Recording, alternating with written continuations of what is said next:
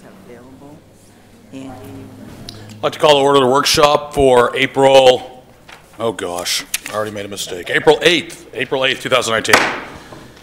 Okay, first we're going to have a presentation. Before we get into that, and as the city manager sets up, just a little bit about tonight. So we're going to primarily have a workshop, and this is coming out of last year's budget discussions. Obviously, the manager has to present his budget to the city council before or on May 1st. We're well ahead of that at this point, about 22 days ahead of that, which is great.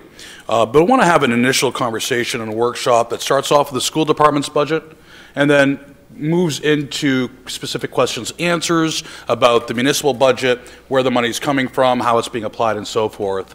So we're not under a time constraint by any means. I'd like us to have a good, open conversation, but frankly, as long as it needs to happen, okay? I think we'll get a good feel for that as a group.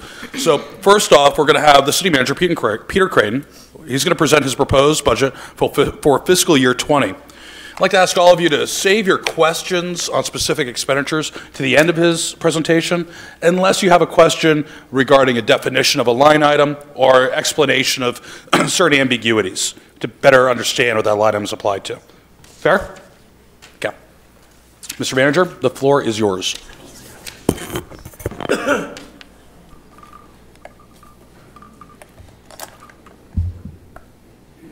Mr. Mayor, members of the council, can you hear me okay? I'm presenting the FY20 proposed budget, as the mayor just stated. There's been a lot of work done on the proposed budget by the budget team that I have, which consists of the finance director and the assistant city manager and the HR director, and a lot of hard work behind that from the department directors and their teams. We began the process with requests from the department directors. When I gave them direction, I asked them to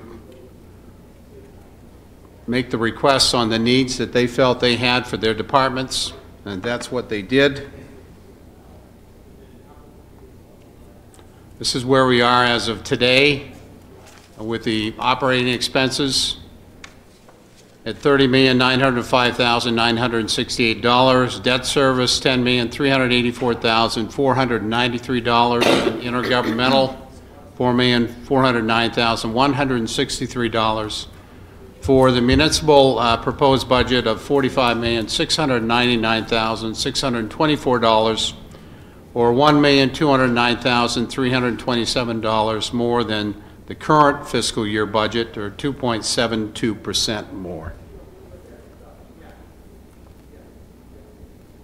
The operational increase represents 1.11%. This is driven by contractual agreements with the unions, as well as cost of living increase for the management and non-union employees, and health insurance as well.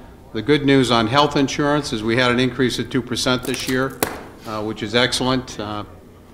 We have no new positions that are being added to the budget, and there were some adjustments that were made to the original request of over $800,000, and 5 new requested positions were not funded. Debt service shows an increase of 6.48%, or $632,182. This is driven primarily by transfer of debt from the arena to the city. There are a number of reasons that I could give for doing this. I think 2 primary reasons are our bond rating agencies, which are Moody's and Standard & Poor's, have suggested this. They believe that it's the right approach.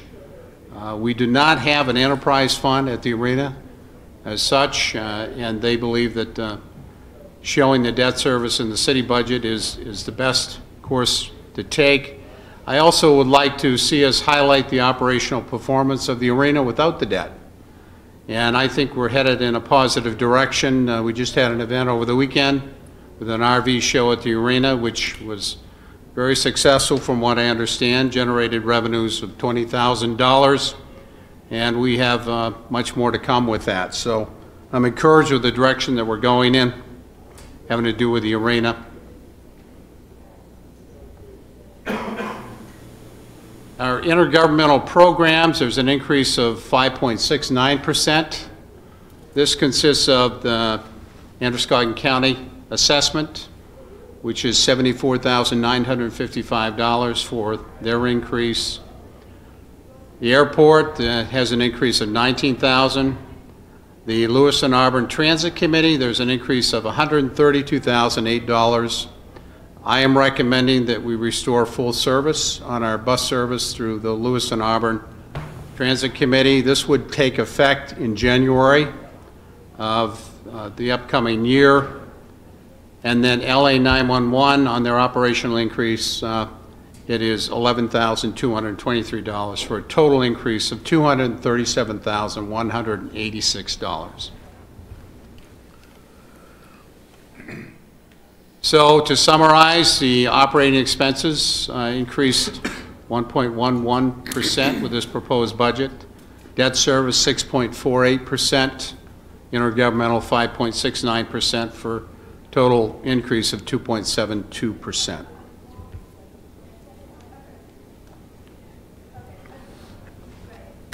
On the tax impact, in terms of what this represents, the council's adopted budget for FY 18-19 for both the school department and the city is $88,184,080. The department proposed budget request was $91,894,423. What I am proposing as of today is $91,036,369, or 3.23%. Again, this is both the school department and the city. In terms of non-tax revenues, with the city, we are increasing the non-tax revenues by $280,856, or an increase of 1.76%. This $280,856 reflects a portion of the increase that Governor Mills has put in her budget for municipal revenue sharing. What she has recommended represents an increase to Auburn of $400,000. I am recognizing 50% of that, or $200,000. Right now, we're getting $1.6 million in municipal revenue sharing from the state of Maine. The additional $200,000 would make it $1.8 million, and if the governor's request is approved by the legislature, that would bring it to $2 million. And there are efforts underway, as you know, to try and increase that proportion even more.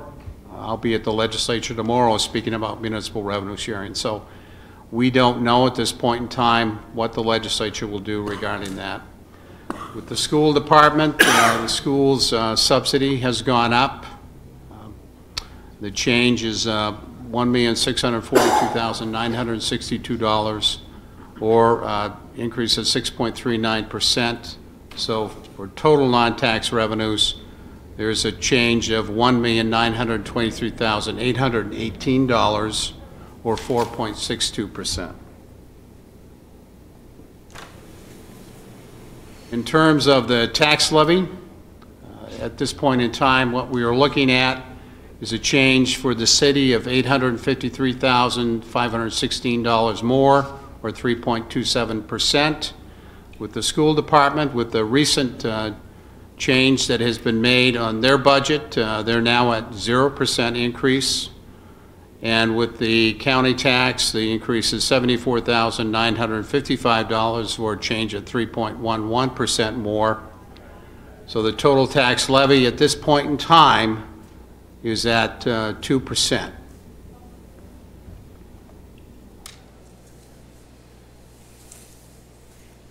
The total assessed value for the community at this point in time is at $1,964,206.26. As you know, the valuation will not be finalized until near the end of the budget process. I also want to reiterate our valuation has grown by over $100 million in the last 5 years, unfortunately because of the impact from the state legislature on tax-exempt properties in terms of the business equipment program, also the homestead exemption, and the other exemptions that the legislature has provided without adequate reimbursement. Our valuation has actually gone down because of that negative impact. The exemptions that have been provided by the legislature actually have gone up over $130 million, while our property valuation has gone up over $100 million. So that has had a negative impact on our property valuation. We're not unique. Municipalities across the state of Maine are faced with this issue. This is something that is being discussed with legislators. I've already talked about it. The mayor has talked about it, and other people have with our legislators, and the fact that that needs to be addressed. Like, for example, with the homestead exemption program, we're being reimbursed at 62%. So that issue has had a direct impact on our valuation growth. On the tax rate, with the city at this point in time, and that 44 cents should be 43 cents. That represents a change of 3.27%. The school is at 0. The county, there is an increase of 4 cents or 3.11%. And again, the total change would be 2% more. This does not include the other 50% on the increase that Governor Mills has put into her budget for municipal revenue sharing. I think it's wise at this point in time not to include the full 100% that she's put in her budget, because you don't know what the legislature is going to do. Some of my colleagues have included 100% of the increase. Some of them have not put in any of the increase into their budget. So I'm taking a middle-of-the-road course in terms of recognizing 50% at this point. Here's another slide that presents the information a little differently. This shows the 50% revenue sharing and what that impact is. The homeowner impact, you can see for someone living in a home valued at $150,000 with a city budget, you're talking about an increase of 43 cents on the mill rate, or $64.50. With someone living in a home valued at $200,000, you're talking about $86 increase.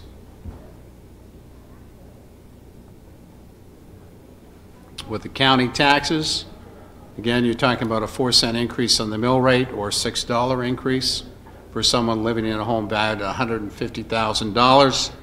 For someone in a home valued at $200,000, you're talking about an impact of $8 more.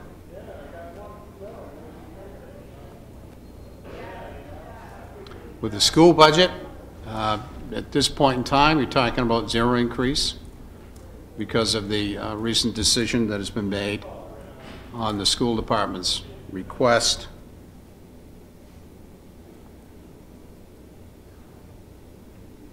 In terms of the combined budget, you're talking about a 47-cent increase on the mill rate, or $70.50 for someone living in a home valued at $150,000, and for someone living in a home valued at $200,000, there would be a $94 increase.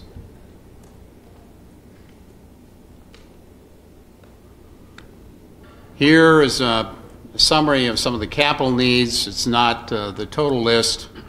With the Lewiston, or the Auburn Lewiston Airport, you're talking about an increase of $630,500. And the city clerk's office, $20,000. This is for records preservation.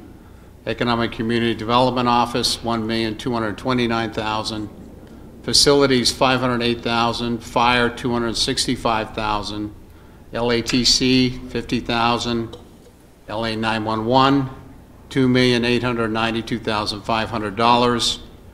That number is subject to change. There has been an RFP process that they've been following, and that RFP, I think, is going to enable us to be able to reduce that cost. We don't know what the final figure is at this point. Museum LA, there's $30,000. The police department, $287,800. Public Works, $3,381,000. Recreation and sports facilities, $465,000. Education department, $700,000. The proposal at this point is that $9.5 million would be bonded.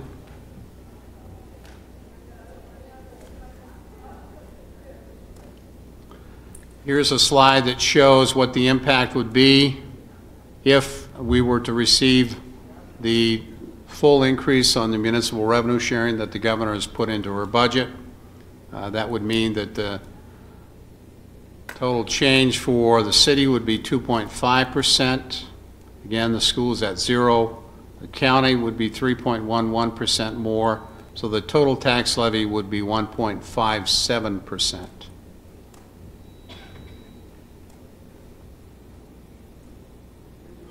Here are some of the workshops that are coming up.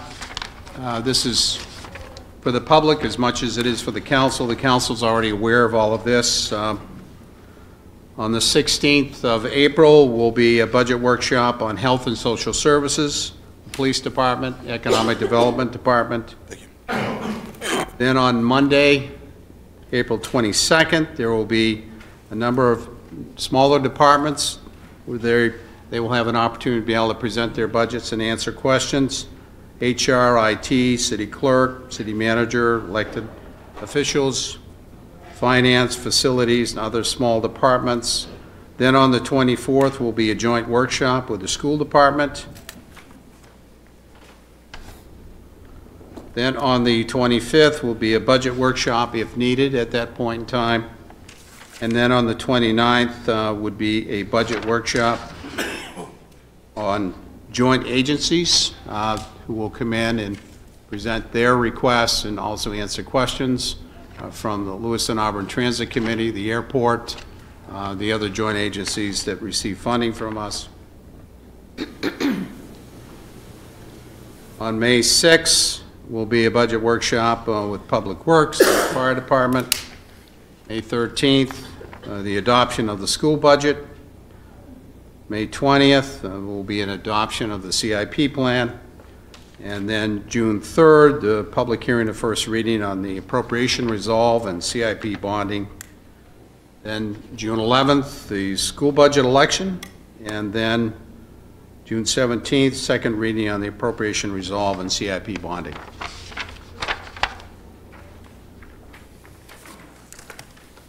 That concludes the presentation. For anyone who's interested, the FY20 proposed municipal budget can be found online, and you can address any questions you may have to me by writing to me at my email address or giving me a call. Thank you very much.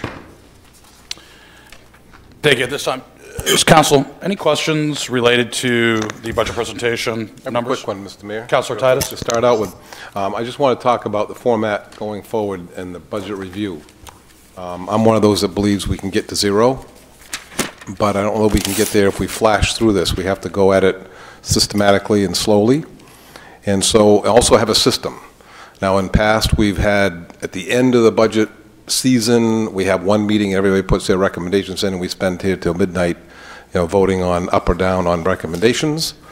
Or can we do it on a department-by-department basis and have votes and recommendations at that time? Because I like to have a policy, a process that's going to allow us to get where we, or at least try to get to where we need to go. So, Mr. Mayor, I was just asking you if you had any thoughts on that process and how it would work. I do. I think, and one of the reasons we're starting obviously early is so we can get some of our questions out now. This is the second budget that this council has been involved in. That way it's prepping department heads, it's prepping the city manager starting tonight and ongoing through the workshop process to make adjustments on their end prior. Having separate votes or separate nights or amendments that have to go with the city clerk on this one. I'm not sure if that's actually possible at this point. I know we've done it both ways, I think. Haven't we, Madam Clerk? You can make recommendations, but as far as voting, first of all, you wouldn't be able to vote during a workshop. And to have separate orders on individual line items, no, we've never done that before. And I don't believe it would be allowed. I think we had done it before. Council Walker, do you remember years past where we would have one of those nights where we were here late because we were making amendments to the budget or recommending amendments and having council vote on it? That one night, but multiple nights, multiple meetings? Well, I don't know if you have to do it in one night or you can do it in multiple nights. There are 2 readings for the appropriation resolve, Okay. so you can make amendments on either of okay. those dates. So I think that would be the time that we would do that, is that? Ideally, if we're giving good feedback to all departments now, Right. that would minimize the need for that in the Okay, future. very good. So ideally, this would be a collaborative working environment where it's get back and forth. I do believe the workshops, as we discussed in a previous meeting, I think we all agreed on, they don't need to be as lengthy on the departmental description. They can really be more of an overview of what those line items mean, ROI and so forth, and get right to the point, if you would, brass tacks. So hopefully we can provide some of that guidance. And this is kind of a holistic process because it's all how the departments, school and municipal, rec and PW, and how everything works together that's going to get to that desired goal of 0%, if that's what your goal is. Okay? But I guess to answer your question, we do have 2 nights, 2 readings. Yeah, no, I mean, if that's what's going to be, then we just make sure that when we're having departmental presentations, we ask the right questions and then make notes in our system so that when our turn comes on the first reading, that's when we can make recommendations to get there, yeah. Very good. Councilor Rosonia. Would it be helpful to ask questions first when each department comes before us? Because we may get questions answered before they go into the description of their department or what their needs are, just to make sure that all our questions get answered. Yes. I think one of the things we talked about before, and when the city manager put his contact information up, if we have a list of questions that we want to get out there so that the department heads are prepped on what those questions are so they can answer those right up front during their meeting or throughout their process. Absolutely. Mr. Manager, comment on that? Yes, I would encourage you to do that. As we talked about before, if you have questions, please send them to me or to Jody or Phil, and we'll make sure that the department directors get the questions so that they're prepared ahead of time to be able to answer any questions you might have. Yeah, Mr. Mayor, just one comment on Councilor that. Titus. Thank you. And that is that I think that's a good idea, but I want those questions and the answers to be public. They will So be. if it's something that can be asked, but you want you don't want a little bit of a heads up that we're going to ask the question, but I'd much rather many questions get asked in public and answered in public. Well, what we can do, certainly we want all of you to be comfortable with the process, but whatever questions we get, I can state them publicly, and then the department directors can answer those questions, and their staff can assist them if necessary. Councilor Gary.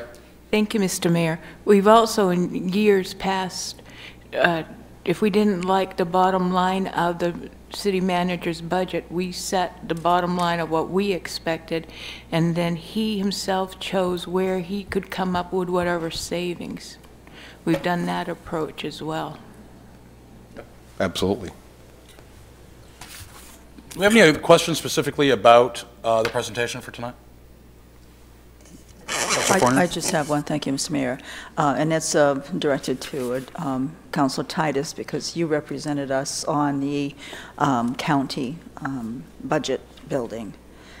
Now that's done, and is that roughly 3.1%? 3.7% increase. Can you just explain a little bit what drove that up for the county Well, I this mean, year? there we had a process where there was a finance committee, which is a little bit different than an elected body. They're appointed finance committee. They have to be nominated by the finance committee and then voted on, but it's still all nominated by maybe a city manager or somebody nominates them. But they go through line by line. And when there's enough will, lines can be cut and changed line by line. Unfortunately, there hasn't been enough will. That's why we have a 3.7% increase, and hopefully next year we get a little more will, but it's a frustrating process that way, but at least the attempt was there and the dialogue was there and open discussion line by line. But that's a finance committee as opposed to the elected body. That I think the commissioners this last year pretty much rubber stamped it all the way through. Because the department's budget recommendation was passed right through to the finance committee. So they put their rubber stamp on it before the committee got it without any changes. So, Well, that's what kind of caused the last couple of years to have more of an increase than maybe we should have. But Right. that's another discussion. We can't do that here. I guess we can't recommend line by line. We can only maybe at the end make recommendations. But Thank you. I've got a question. Mr. Manager, could you explain, and I understand the practical implications of moving Norway Savings Bank debt service into general debt service versus the enterprise account. Can you explain to us about trackability? I mean, what we don't want to do is we don't want to lose sight of what the P&L is on that facility and what the ultimate operating cost is, including debt service. Well, I can tell you that we don't want to lose sight of it either. Not only are we getting a suggestion from our bond rating companies that we have the debt service reflected in the city budget, that is the common way of doing it across the country. When I was in Cumberland County, the debt service was shown separately from the operation of the Cumberland County Civic Center. But I can assure you the county commissioners always knew what the debt service was ongoing. We always talked about it. It was not ignored, but by having it separate, it allowed you the opportunity to be able to look at how the operation is really doing each year and to see if it's breaking even or if it's ahead of where they thought it might be based on the anticipated revenues and events and activities.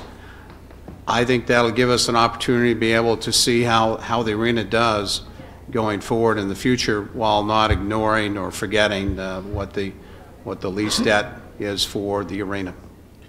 Can we have, and this is a question equally to the council as well, a report, if not, maybe call it a quarterly report, separate or inclusive of the finance director bi-monthly, showing basically what you're describing as a net operating income of the arena, which NOI is pre-debt service, and then the bottom line or triple net numbers post-debt service. Could we look at that and make sure that this is regular as part of the overall briefing? It probably makes sense to have it included in the finance director's bi-monthly. Well, I think it does. I mean, we were planning on doing it quarterly. Jill? They're already getting that monthly. Right. Right, but we just want to make sure now that it's being rolled into the debt service is being rolled into the You can still get it because You it'll still pull it? yeah, I can still do it. Okay, No very problem. good. Okay. I just want to make sure, even though it's, on paper, it's in a different account, that we can still see what that NOI is, Right. and then what the triple net is after debt. Mr. Mayor. Councilor? Real quick on that, this council evidently doesn't have the power to change that idea of moving it to debt service? Or we either vote for the budget the way it is one of those we vote up or down on the whole budget? One of my concerns is, and I know I've harped on this 100 times, but I was there, the history of this whole program, and when it was first introduced, they had a choice of either going to public bond or leasing the ice arena. And at the time, our then manager Clint brought a pro forma ahead that showed it was going to lose $200,000 a year. But somehow 2 weeks or a month later, a pro forma showed up where it was going to make money or break even. And it was back and forth. It was voted down once by the council, but then voted in by the council. And it never got bonded because I don't think they felt it could pass a bond. So it went through on a 30-year lease. So we're obligated for 30 years with a $1.5 million buyout if we choose we don't want to do it anymore. So the whole thing to me was just not presented correctly, and council voted on it, what was going to be a moneymaker or break even after the numbers were all kind of tossed around. So since then it's been a sore subject. And I don't like the idea of taking something like that and putting it in a different location, making something look different than really what it is. That's my feeling, and because of the past history, it was voted on as a break-even or moneymaker, and it has not turned out. Clint Deschain's original performer has come true. And it's okay if they voted on that based on a performer losing $200,000 a year, but they didn't vote it on that premise. We could bond it and make money, save money, half of what we're paying for lease payments right now, but that hasn't come up. We actually there was an email circulating, I initiated that a couple of weeks ago, asking for the P&L, pro forma, based upon short-term and long-term savings or costs of putting this out to bond. I believe, and don't quote me, I don't have the charter open in front of me right now, but we can bond up to 9% before going to public referendum. And if we bonded it, it would be similar to a refinance of your home. And lower interest we would rate, save lower half. terms. Instead of $500,000 a year, we'd have a $250,000 a year or whatever the whatever. numbers were. And that made sense to me, but it never came forward. Now we're going to take the problem, and I'm not going to bury it, but in councils in the future eventually aren't going to be able to see that unless they ask for it. Okay, so I'm going to bring this up to the council. Obviously, it's not a vote per se, but Is there a desire amongst the council right now to have the city manager look at the options of financing the arena through a potential bond and looking at what the potential cost savings or additional costs would be and analyzing both side by side? And the question of whether we should move that into debt service, where it really, and I'm not sure how the bonding companies said that it's okay to take a lease payment and put it into bonding, into debt service, but I still think that's not a good practice. So looking at it a little bit in more detail, bond versus no bond, in other words, refinancing or holding with a current leasee owner? We will address that when we talk about the arena during the presentation on the recreation and sports facilities. And one other question, too, if we could make sure that that is something we can do, correct, Jill? Is that allowed, making a financial transfer where you've got what's now a lease and you're putting into debt service? Is that really even allowed? It's a capital lease, so it's handled exactly like debt service. Okay. That part of it, but it still doesn't make it, I don't think, make it a good idea to do it. For long-term goals, especially where I think bonding is the answer to make that ice arena a lot more palatable. But if we decide that we're just going to kick the can or hide it under the rug, that's not the answer. Well, let's look at the bond. Let's look at what the pros and cons are first and foremost, and based upon that, we can make a further decision based upon where it's categorized. Fair? Agreed? Yes. Okay. Yes. Let's put this as a follow-up.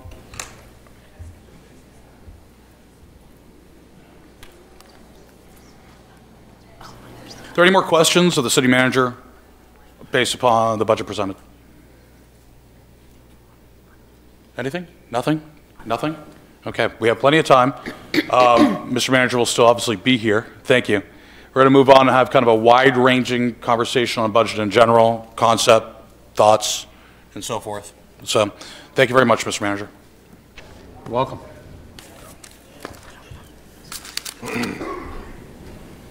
So we have the revised numbers now from the school department. We're going to go into that item next. And again, when I say wide-ranging, this conversation is our conversation with the council, and to kind of hammer out and kind of get ahead of things and work out your own thought process as we're moving forward. A school committee, school budget discussion obviously is important because it's timely. They just had their meeting last Wednesday. We need to give them guidance and direction on where to go, so they have plenty of time before the budget deadline in order to do so. So I'm going to open up with that. But of course, if this conversation goes into a lateral movement, it can a little bit, I'll try to reel it back in if need be. Okay? We'll start off with Councilor Fournier, actually. Councilor Fournier is the mayor's rep to the school department. To the school committee, rather. Do you have any notes, and you want to brief everybody in on the conversations and the process so far? I just want to start out by thanking the school committee for holding to a 0% increase. It was a difficult thing to do. City council needs to know that that was a hard decision, and they held to it. I do have a follow-up question on that. I know we have two schools in particular that are high needs schools, and they need their ed techs. They need the extra help. And when I saw what the superintendent decided to cut, that is her decision to make, of course. But I was going to ask a question is, have you given some thought to perhaps reinstating at least two of those positions and finding another area where you could... We're not going to have the Q&A with the superintendent or school committee at this time, though? Okay, Right. This is for our internal conversation? We'll talk. We're our internal conversation, folks, to figure out from a council directive to the school committee, Right. what direction we want to go in based upon what we've seen and heard. So just to keep that clear, I'll let you continue, Councilor. So at this point, as you heard Councilor Titus mentioned, that we're going to be working on, the possibility of reaching zero as well. So, and I had said that at the very beginning, that we both need to reach zero. That's why I'd asked the question about the county, wondering why they had gone up to 3.11%. But, we had a lot of discussions, and I think that we're at a place now where the budget has been adjusted. We've got your second draft, And thank you for that. There's a lot of information there, and thank you, Adam, for the extra work that you did. Fill my extra pages that I didn't have. I don't know if the other booklets had those missing pages too, but so we have, a really comprehensive budget book here. And if you have any questions, I'd be glad to answer them. Very good. Any other comments from the council? Just one, looking at the budget that was presented to us today, when we talk about future, that's something that is planned to be costed out in the, I'm looking at it, page 1 of 4, thank you for the page numbers. There's a line a column that says future.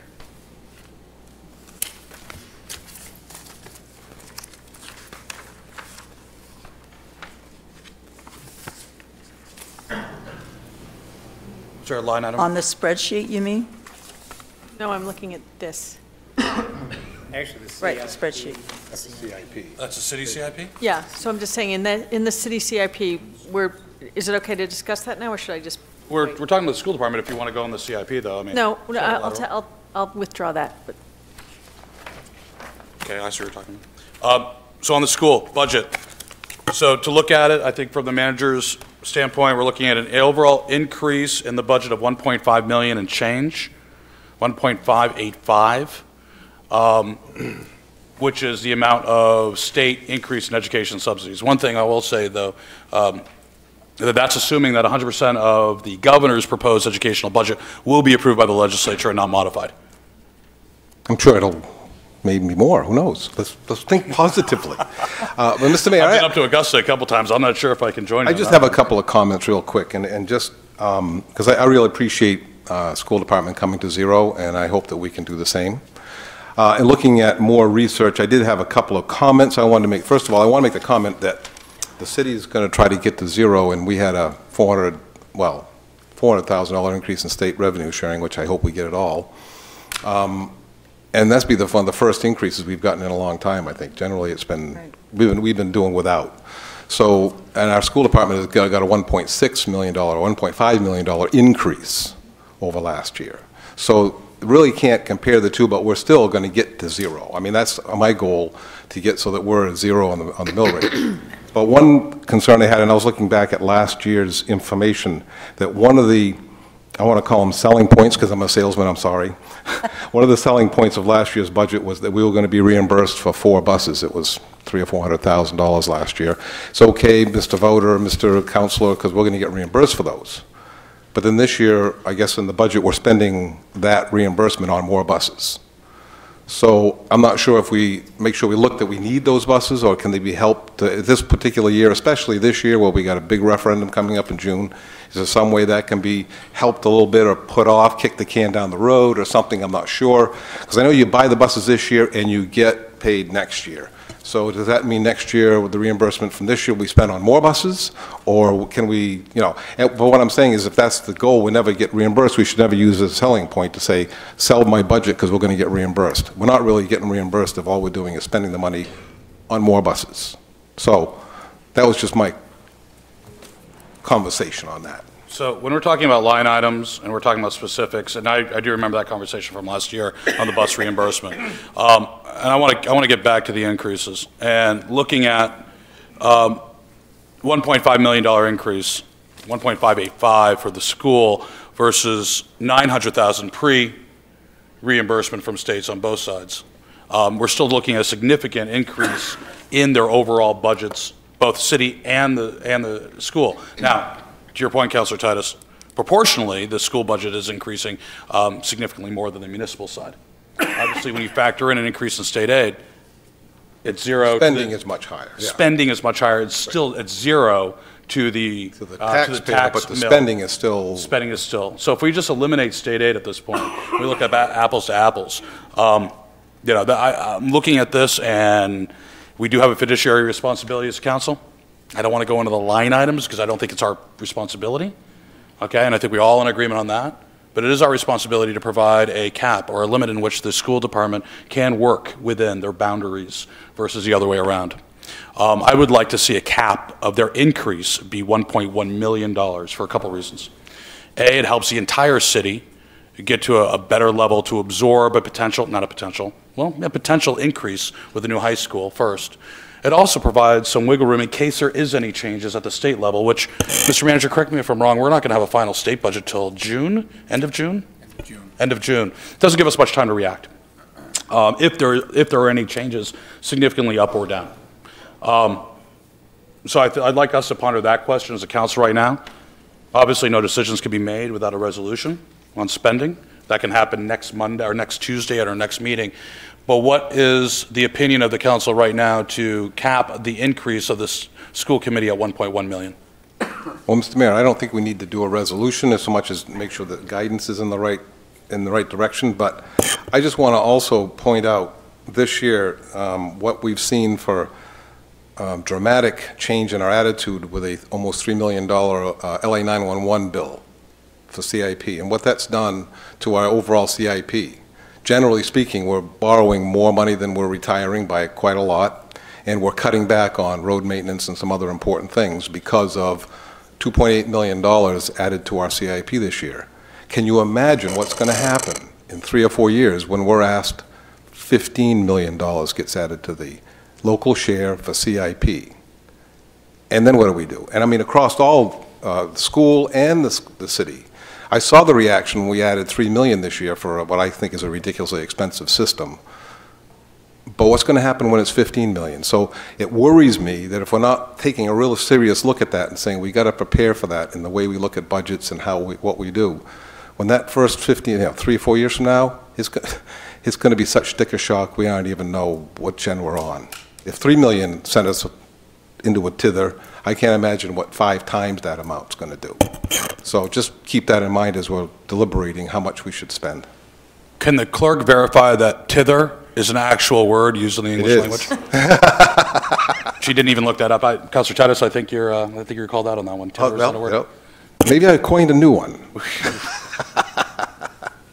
So we're kind of taking a look over to the CIP aspect. Councilor Zani, do you want to jump in on that one? We'll take a little reprieve from school and look at CIP overall spending. Well, I know you had a question concerning that. No. With that, thank you. Actually, can I redirect? And my question is, I'm not a lawyer, but my question is, and part of it has to do with timing. So the school department has done their work and come up with a number. We still have to do our work to come up with a number for the city budget. It seems a little bit the cart before the horse.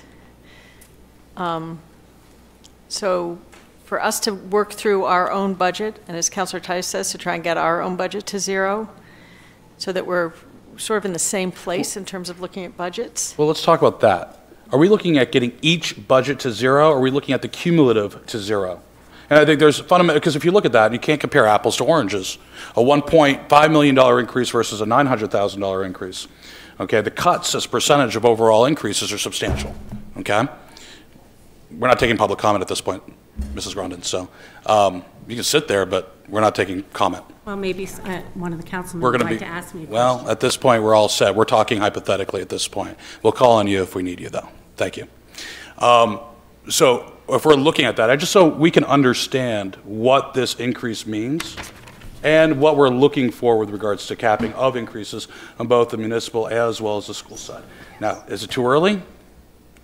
I think it's fair to the school committee to let them know how we're really feeling per charter as soon as possible, so they have the time necessary to work on it, knowing that simultaneously we're all working towards the same goal, which is a combined zero increase to the bill. The thing that we have to understand, too, is that we need to vote on the school department's budget. That's really the only control we have. We send consensus to them as to what we'd like them to do, but they still present to us the budget. When they present it, it's what they feel they need to do. We give them our consensus so they can get a feel for whether it's going to go an up or down vote or not, and they'll make their decision based on that.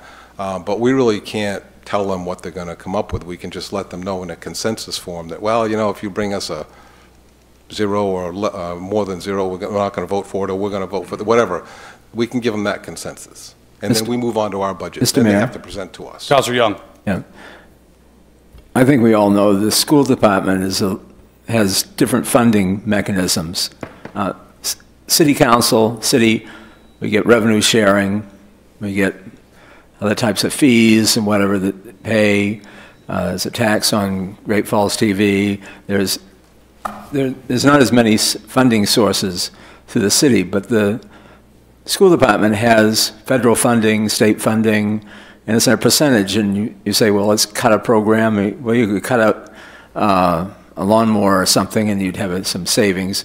But if you start saying we're going to cut this, you're also losing a part from the feds too as well. It's the matching type of funds that come into play. And we sit here, we're not really adverse, most of us, exactly when we say cut $500,000 of it, what happens to the different programs. We really don't know. But we do know what is on our side. If we wanted to get to zero, I asked the city manager, how much money are we going to have to find to go to zero? Well, if we get the additional 50% on municipal revenue sharing, you're talking about essentially having to cut $600,000. If you don't, you're talking about $900,000. Oh, yeah. If all we get is the 50% on the municipal revenue sharing, we're talking about having to cut $900,000. So something less than $1 million. Yes. And if we get the other 50%, we're talking about having to cut roughly $600,000, which is going to be extremely difficult. I mean, you've seen the budget that I have presented. The operational increase is 1.1%. The debt service is over 6%. Very challenging in order to try and get to 0%. But I think we can. I mean, we can get close. I mean, I'm looking at this budget right now, and there's a few things we need questions on from department heads, but we're talking about fully funding the LATC, which that has to be a debate. That's a lot of money right there. And there's some areas in some other departments that I can see 150,000 real quick. So I don't know that 650 is really an impossible dream without, and still continue operating a city very well. I agree with you, Councilor Titus. I think that there are some areas I've looked at the budget over, and there are areas that I would recommend. And I think that we need to do our share as well. I know it's apples and oranges, it really is. But if we're going to work together to keep that tax levy down, I would like us to give it a real good try and take a look, see where we can cut. So, if we're getting back to the question, we're talking about cutting and getting down to 0, which will actually mean a net decrease in the mill rate.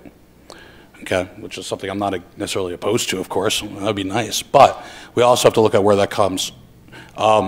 It is the city council, and I'm also hearing, and correct me if I'm wrong, that the city council's kind of punting in direction to school committee based upon budget. Or are we delaying the spending guidance to the school committee, or are we happy with where it is right now with a $1.5 million increase? Mr. Mayor? Yes. Well, I think there is a question that the superintendent could help us understand better. Where does the $1,642 million, what is it for that we're getting from the state that you seem to think is an addition to? I think the other concern I have, anytime, it's one thing to come in with a 0 increase, but I think when you actually decrease your budget from one year to another, that's not showing that you are putting importance in that program. And I think at a time when we're recognizing that education as an economic driver, that's the wrong signal that we want to put out. So I think it's important that we're moving ahead with the high school. I think, we're maintaining, no increase. $1.5 million increase. Okay, but coming in at a 0, impact on the taxpayer. But still, I mean, people need to know that it's still a $1.5 million increase to school funding. Okay. Because that's fair. But that comes to the question that I think needs to be answered. Why have we received that additional money that you think's additional? Is it paying for some items that, is it connected to EPS? Just the buses. Is the state recognizing that, that we were due more money from the state? Well, I mean, I think that the superintendent will send that to anybody. She sent it to me, of how you can get to that information and see the breakdown of what that subsidy is. And I would encourage everybody to look at it to see what's in that. It is definitely an increase over the previous year in subsidy, but what's in that, we'd have to look at it in detail. I haven't looked at it all, except I did see that the buses were in there, and so that was a big chunk of that. So that's where the 1.1 comes in. But it is, as the mayor stated, it still is an increase over the previous year's spending. Now, if you want to say that we're the ones that should be guiding that, well, I really, again, I want to praise our city manager and mayor for going to Augusta and pushing for more help and more revenue, but the state makes that decision. It's unfortunate. What if they told us we're going to get 1.1 million this year? We'd have to take it. We'd have no choice. And they're the ones that are being the bad guy when it comes to that kind of thing. They're the ones that decide what we really need or don't need. So the conversation comes around to, again, this is a workshop, right?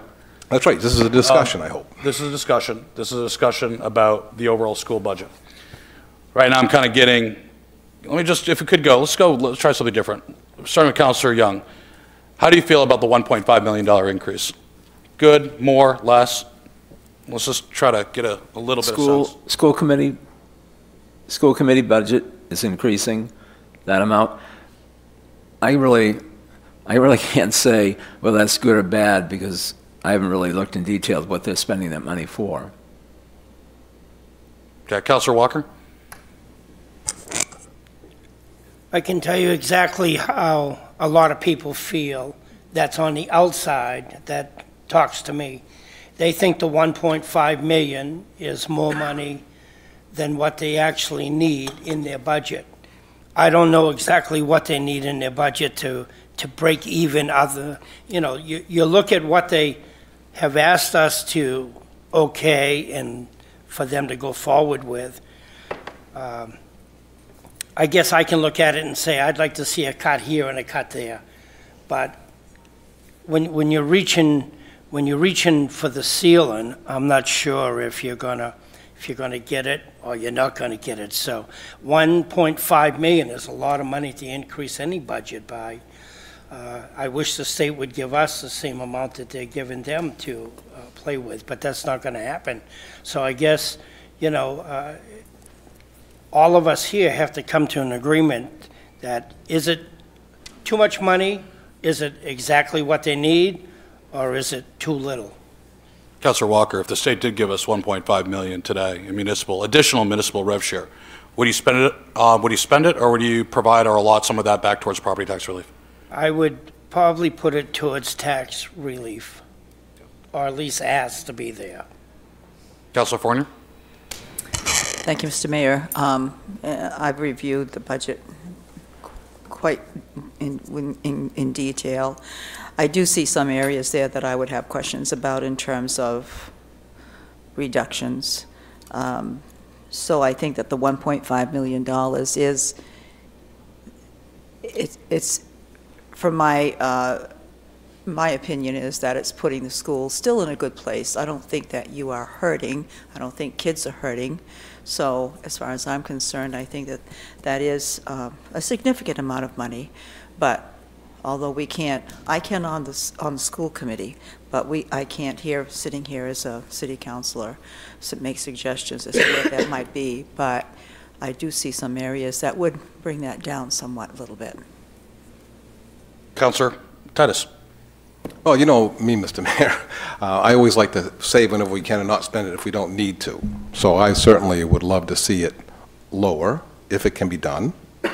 Obviously, I don't want a situation where we say we want you to be at 1.1 million and the first cuts they make are so high profile that it ends up being, impossible for us to fight or support. It would be a shame if it was just politics. So so again, I've been down this road before, so I'd like to see it. Whether it happens or not, I don't know. I would like to think they could find a way to cut it some especially this year, and 1.1 would be nice. But again, getting to the zero, I think, was a great thing to be done, but we did cut some high-profile positions, and instead of going and really digging into the budget to see where we can cut and save some of those positions, because I have seen where the value is firsthand, but I also know that maybe there's other ways that we could do it.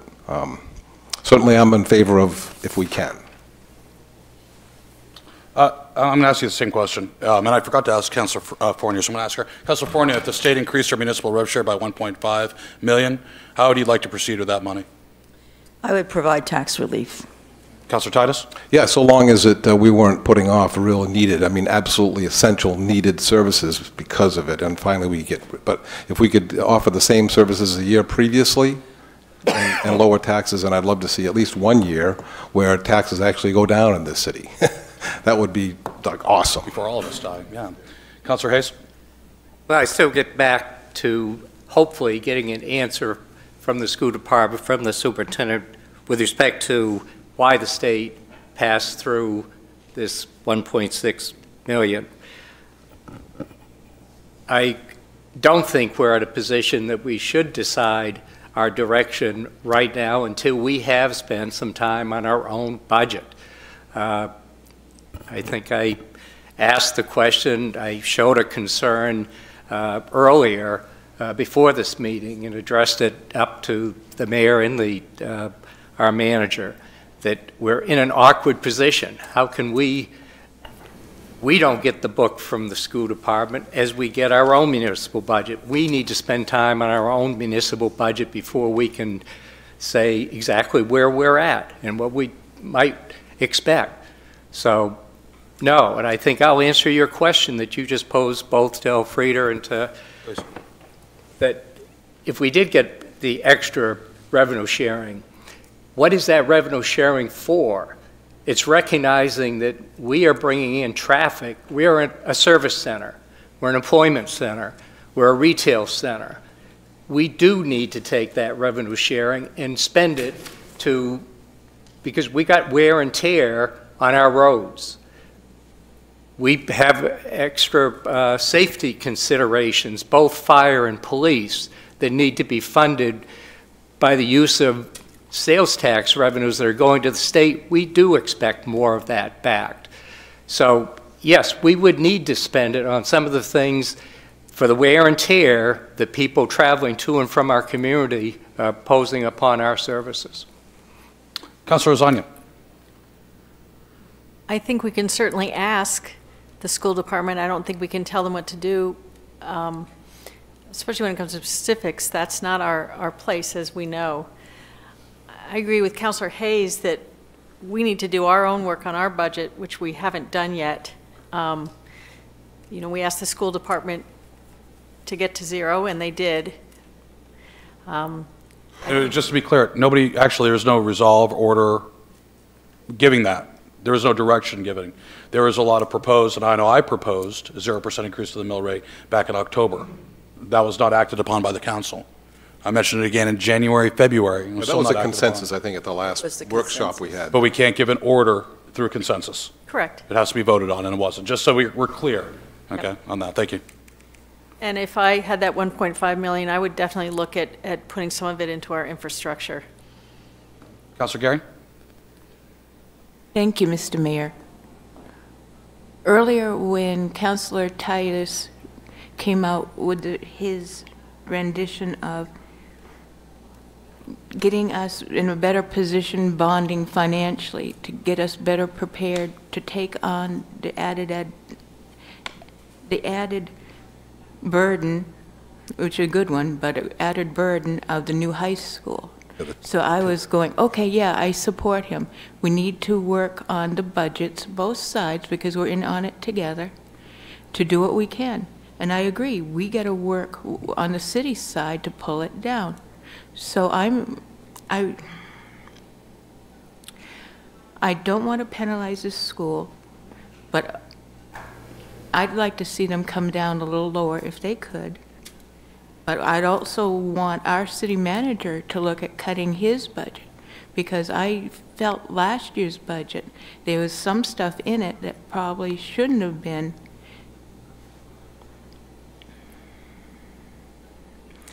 I also want to look at what the school some sort of plan the school's going to come up with, so that when the new high school comes online, and we got to do bonding, and we got to put forward budgets, that the other schools in the system of Auburn aren't shortchanged, and their students get the things that they need, that make sure that their buildings are kept, their teachers get what they need for supplies, and the environment is better in the future than it is today. I'm not saying that it's not good now, but I'm looking for helping prepare and provide the best education for the kids. But the best education for kids don't always have a high price tag. There's lots of things we can do to save money and still give a quality education. So this is where I'm coming from. I don't support either budget at this point in time the way it is. And if I got the extra money, yes, I too would put it for property taxpayer relief. Because when the new high school comes online, the added tax dollars that our residents and businesses have to come up with, isn't going to go away until maybe when the whole debt service is paid off. But then our budgets will be already that high and already absorbing that our taxpayers won't see their property tax mill rate go down. At least that's what I'm afraid, given the trend that we've done right now, the councils in the past and in the present.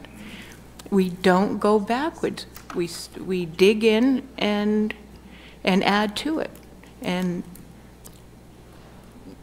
talking to Auburn residents, a lot of them on fixed income, a lot of them with families just starting out, new homeowners, their budgets are already stretched. They know it's going to stretch a little bit further, but they can't see it stretch as far as what they're thinking that it's going to happen.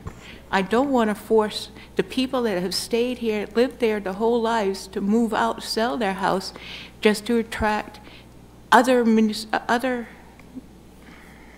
businesses with the high-paying CEOs to come to here. That's not right. We need to help those that have been here the longest, that stood with us through time and everything. We owe that to the people that are here today. Thank you. That is a good, I just want to, off that point, the last 8 years of the previous administration and a little bit beforehand saw a decrease in overall education and municipal rev share.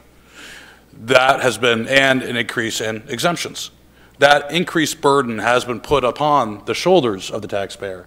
So this is not like it's been a normal, steady increasing over time. There's been some drastic fluctuations over the last 8-9 years now. So to sum up, I think we're going to move on to subjects outside of school, but let's just look at the fact that we have to continue having these conversations.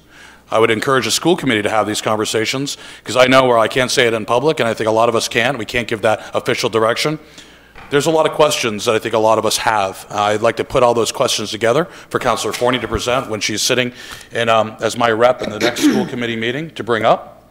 And looking at what we've been able to look at, what has been available, there are some idiosyncrasies that I feel can be cut. So we'll leave it at that. I think the next several school committees will be very telling there. So let's move on to CIP conversation. Councilor Zania, you brought that up earlier. Question? Oh, sorry. I was just looking at the plan and I've lost it there, but there is a column there that just says teacher. So I'm assuming that, I just had a question about what that means. And I'm sorry, I don't have it in front of me. Let me get it again. Well, Mr. Mayor, isn't that a timeline? Say again? Isn't that a timeline? 5 years, yes. 10 years? CIP, look forward 5 years? And then, and then the future is something beyond that date. Beyond the 24. Right. Yeah, that's all I need to know. Oh, so just clarification? Yeah, okay. Thanks. One, Mr. Mayor? Yes, Councilor Titus. Yeah, one point I wanted to bring up in discussion for the CIP,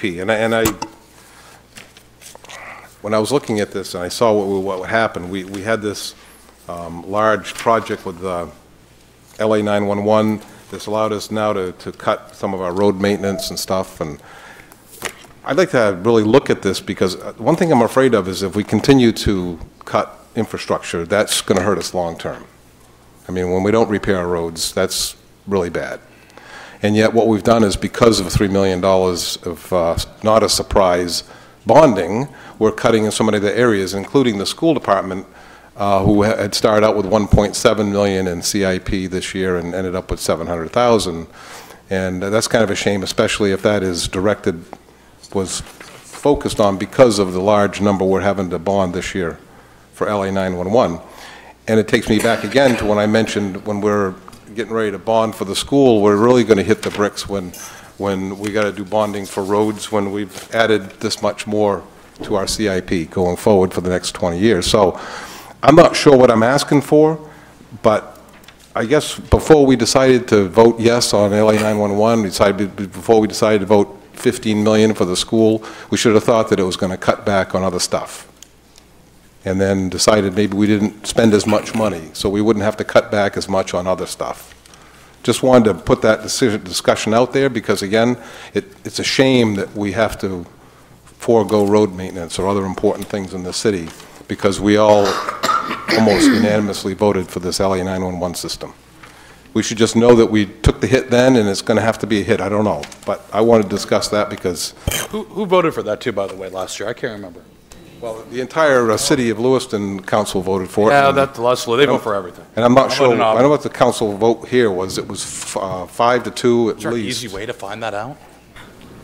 But it was an easy vote. vote. Y'all remember who here gave a? It wasn't an actual vote. It was during workshop. We gave a general consensus at the point in time. Committed, yeah. Committed to the eventual. Again, verbally committed our intent to fund E911. So they could purchase some equipment knowing that that's the way they're going. And doubled it. Went from 3 million to 6 million, you know, from a UHF system to an 800 megahertz system. That was where the big vote came in. I mean, it's hurting us this year already. And I just can't imagine what 15 million is going to do when that hits. Just a quick comment. As I mentioned during my presentation, we are going to see a revision on that number for 911 based on the RFP that was sent out and the bids that have been received. And I don't have the numbers at this point, but the good news is it's going in the right direction, so that'll help. The other thing that I would say is that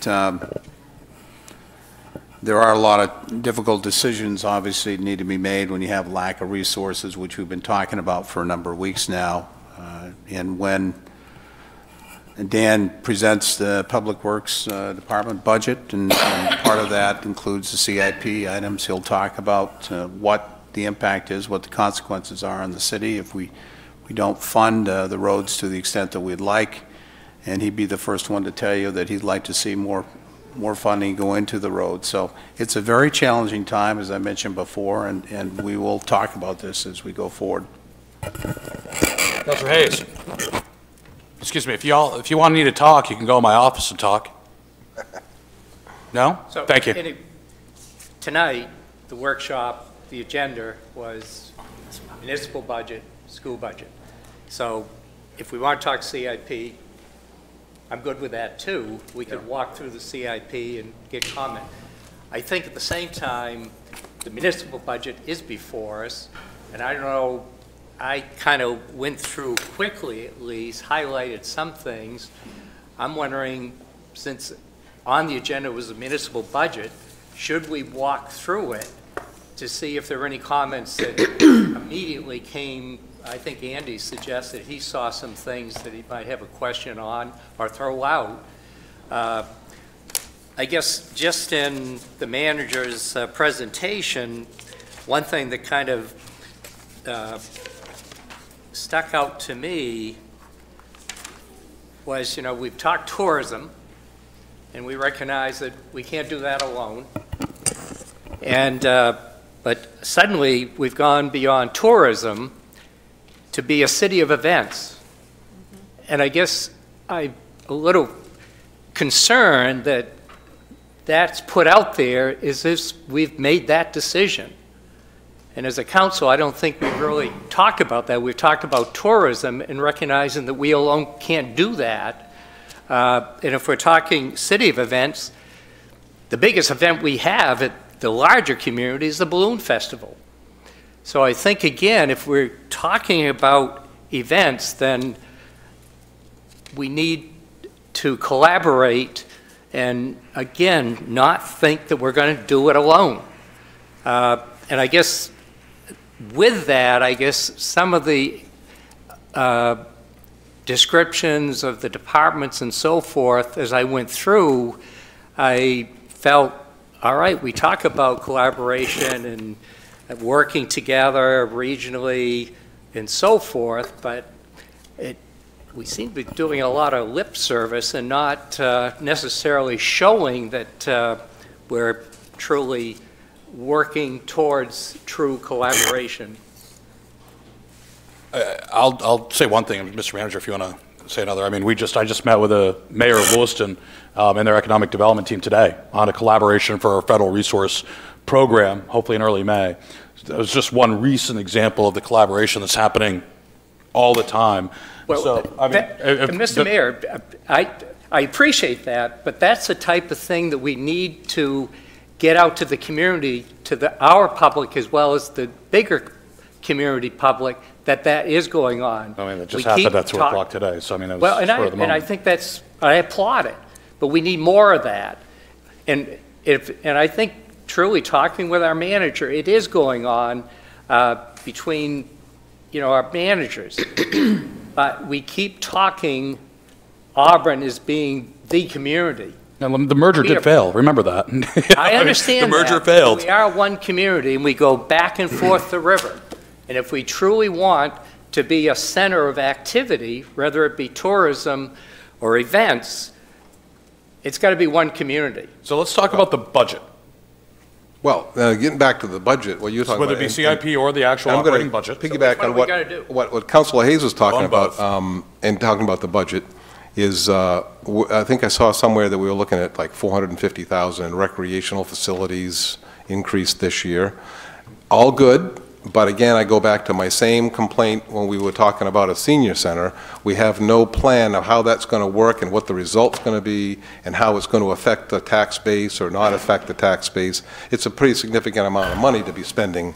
And to your point, Councilor Hayes, if it's a philosophy, this council has to be behind the philosophy. And with numbers or with a plan that's going to show, and I know we have a strategic plan in place, hopefully we'll get some real information there before the budget season closes, but if not, how are we going to make this work? Because I understand we're talking about $180,000 for a portable stage, but explain to me how that's going to actually work to in the end result of economic growth and, to me, the taxpayer savings, or how it's going to help the taxpayer in the end. So to your point, I think you're right. We need to talk about first the 5,000-foot level is what is our philosophy. Then we can start digging in to see what fits with that philosophy and what doesn't fit with that philosophy.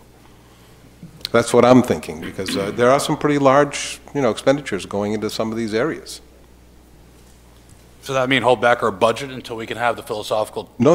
I mean, we should be talking about it now, and then as we go into the budgets, that's if the philosophy is we want more of this, we want more of that, then it'll help us when we're determining whether we should recommend that we cut something or not do something, be against it or for it. But at that point, we should probably wait till the final results of the strategic plan are presented. Well, unfortunately, that's not going to happen. That's kind of a conundrum, though. Well, no, but Mr. Mayor, I think that it's appropriate that any items that are in this budget that are coming out of strategic plan, we haven't seen that strategic plan. If it's coming out of it. If it's coming out of it. And I don't know if it is or not, but well, some of them might not be. The stage certainly appears to be one. Okay, Mr. Manager, do we want to do that as a follow-up? I'm not sure. I mean, I'm part of the steering committee. I'm sorry, excuse me.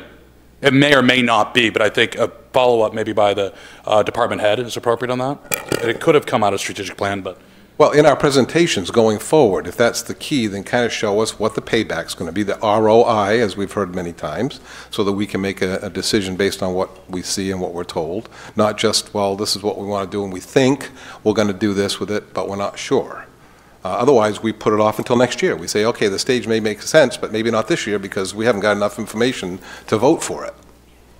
But to have us make a decision without having all the facts, again, is one of those things that as a policymaker drives me crazy, because I don't want to vote for something that I don't quite understand what it's going to mean. Remember, this is where we're asking questions. We haven't even had these proposals yet by department heads. So this is a discussion. We're not I'm hoping Counselor, we're not making the decision. Will you clarify which stage you're talking about for It's the in the public? CIP, 180,000 for a portable stage. This would be a portable stage for the arena. The council agreed with the discussion that we had when I presented my preliminary draft budget, that you would have the department directors come and ask questions, have them present their budgets, talk about capital items that they may have in their budget. I think that's a good process. I've seen that work a number of times over the years for different local governments, and I think it'll serve you well to be able to have the department directors come, ask the questions that you have, and the department directors and myself and the finance director and assistant city manager can address questions at that time. And I'd ask you to reserve your judgment until you've had an opportunity to be able to hear what people have to say, and then make the decision that you feel is a reasonable decision that is in the best interest of the city. So with that, is there any questions specifically so far on the budget or CIP items that we want answered? If not now, later. I just had one, and I haven't really gone through every single page yet, but at one point you had written down $500,000 for what, the next 4 years, or for support of the Great Falls strategic Plaza? Design. That was plan. that was a philosophical, I'll use that word. Okay. A philosophical figure. That's not in the CIP. What is in the CIP now are specific items having to do with the strategic plan. And discussions that have been taking place having to do with what are good investments that we could make in the community, which the council will make the final determination on. Thank you. Mr. Mayor, can I just give you a clarification on the 911 system? On June 18th of 2018, it was actually a resolve. So I just want to make sure that was clear. So it was a resolve supporting the 800 megahertz replacement. They did that because it was 2 years of funding. So the resolve had to take place to make sure that when they started that process, that the second year of funding was under the resolve to continue with the second year. Councilor Titus made the motion, seconded by Councilor Walker. And then it was passed 5-2 with Councilor Titus and Fournier opposed. Thank you. So you voted for it, Councilor Hayes? Okay. 911? The Yes. 911 for the upgraded 800 megahertz. Did I deny that I did not vote for it? No, you did. Yeah. Well, I think there's specific questions. I mean, when each department gets up here, I think we're not starting it. I don't know when like, for instance, I have a couple of questions for the fire department right off here, but they're not on the schedule. I guess they're coming in after the 29th. There's more to the schedule. So, but I mean, specific questions can be started now, or do you want to just, you know? If you have questions, Councilor Titus, turn the page. feel free to raise them. Turn the page. Look at that. We're saving money on I was in a paper. tither. I'm sorry. That's not, that wasn't the word you used before. What did I use? No, a tither. I said tither. Ask the clerk to read back the minutes, but it was not tither. Maybe it was tither. Read back the minute. The fire department will be heard. Oh, that's right. So there we go. May 5/6. May 6th. Okay. Because I did notice there where, you know, we have a training line that wasn't there last year, and we see a almost doubling of the capital reserve. Those are all monies that could maybe go towards helping us get to zero this year, because again, we want voters to have a good palate when it comes to $15 million for a school, and handing them any increase on top of that is, I mean, I made the same pitch to the school department, make the same to us. This year, of any year at all, is the year we need to show that we're willing to do what it takes to make this a reality and make the public feel comfortable that we're going to be good stewards of this. We know it's a lot of money, but by the time the fourth year comes up and that first bond payment hits, we're going to be in good shape and have our ducks in a row and be able to help compensate for some of that extra expense. But if we just keep on going status quo, they're not going to see that. Just a quick comment. I just want to say that I think the department directors and the budget team that worked on this budget are all very sensitive to the needs of the community in terms of the fiscal impact that this budget's going to have on the community, and we're all very aware of the new high school that is potentially coming in the future. So when we put this budget together, we put it together recognizing that we needed to be thoughtful in our deliberations, and we've tried to do that, and we look forward to the discussion with the council. No, I understand. I'm sure you have, but I just want to keep reminding everybody, because that's really the end goal, is to try and help defray as much of this as we can. Any other well, I got two. I'm going to start on the right, work out to the left. Councilor Lasagna. Since we had a presentation on the CIP, should that be what we're looking at tonight? Guys, this is Everything? a workshop, and it's free, and it's Okay. a talk, it's a conversation. It's something that you all have asked for many times before. We really need this this general conversation. Just having a good conversation, okay? So don't feel constrained to any set agenda, okay? If we're talking about money, let's keep it there. Let's not talk about flowers and Right. Great Falls Plaza, but unless it has to do with money. Well, Great Falls So- Plaza is in here. Okay, well, I was just kind of spitballing, but you got me, so you can have that conversation. So, no, we're talking about operating budget, talking about CIP, the betterment of the city, and so forth, so feel free. Okay, so my concern, again, the strategic plan, that we're bonding money for it, and we don't know what we're bonding money for.